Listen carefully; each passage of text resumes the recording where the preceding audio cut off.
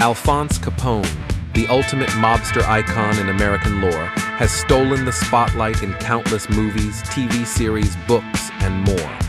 Quite the resume for a guy whose time in the limelight was short-lived but left a lasting impression.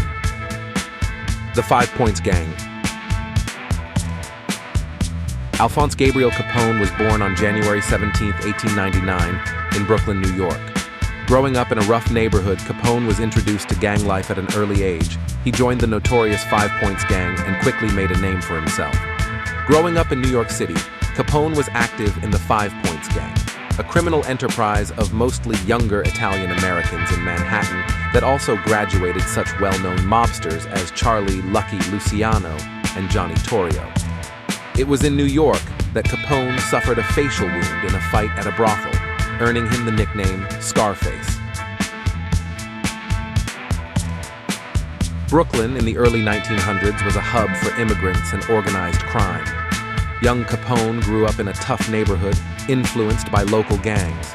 He joined the notorious 5 Points Gang, known for illegal activities like extortion and gambling.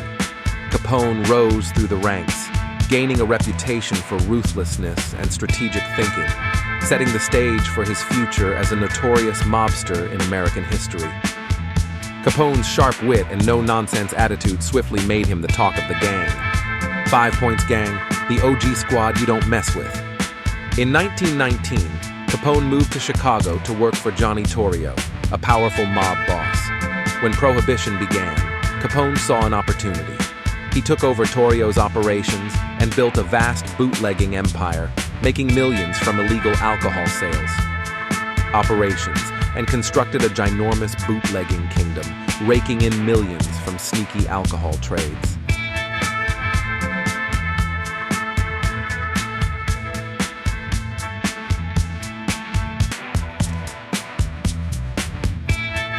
Capone's influence grew, and he became the king of the Chicago underworld. But with power came violence, as he ruthlessly eliminated rivals to maintain control. Capone's rise to power was swift and calculated. His influence grew, and he became the king of the Chicago underworld. But with power came violence, as he ruthlessly eliminated rivals to maintain control. His reign was marked by fear and bloodshed, but also by extravagant parties and lavish lifestyles. However, one night, during a grand celebration, a mysterious figure appeared. He claimed to have a secret that could bring down Capone's entire empire. Desperate to protect his reign, Capone ordered his men to capture the stranger. But as they dragged him away, the stranger whispered something in Capone's ear. And in that moment, the king of the Chicago underworld's face contorted with fear as he realized that the stranger was not just a man, but something far more powerful. The St. Valentine's Day Massacre was the murder of 7 members and associates of Chicago's North Side Gang on St. Valentine's Day, 1929. The men were gathered at a Lincoln Park, Chicago garage on the morning of February 14, 1929. They were lined up against a wall and shot by 4 unknown assailants, 2 of whom were disguised as police officers. Despite his criminal activities, Capone tried to portray himself as a public. Eliot Ness and his team of untouchables launched a relentless campaign against Capone, targeting his illegal operations. But it was the IRS that ultimately brought him down. Eliot Ness and his team of untouchables launched a relentless campaign against Capone, targeting his illegal operations.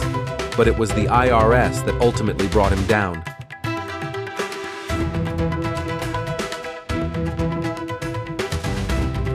Capone's troubles were just beginning. The U.S. Treasury's Special Intelligence Unit had started compiling a tax evasion case against him. In contrast to the standard movie plot of Tommy gun-firing G-men bringing down the mob, accountants and prosecutors assembled the most effective cases against people like Capone. They did not have to prove Capone was orchestrating gambling, protection, prostitution, and bootlegging rackets, simply that he wasn't paying taxes on his income from those rackets. And it was clear that Capone had to have substantial income to support such a lavish lifestyle.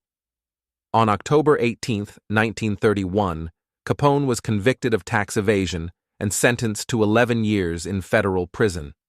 He served his time in the Cook County Jail and the Atlanta and Alcatraz federal prisons. The prison time was severe, a longer term than most tax evasion cases yielded, but that wasn't Capone's biggest problem.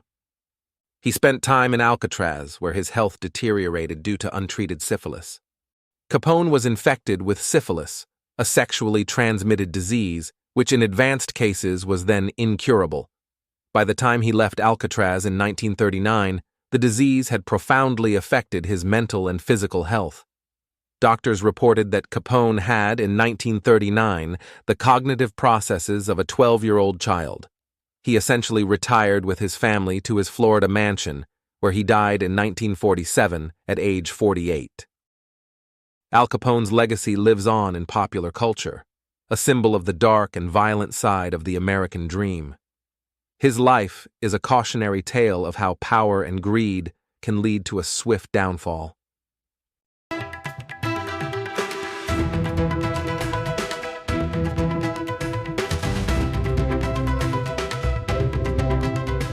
The end.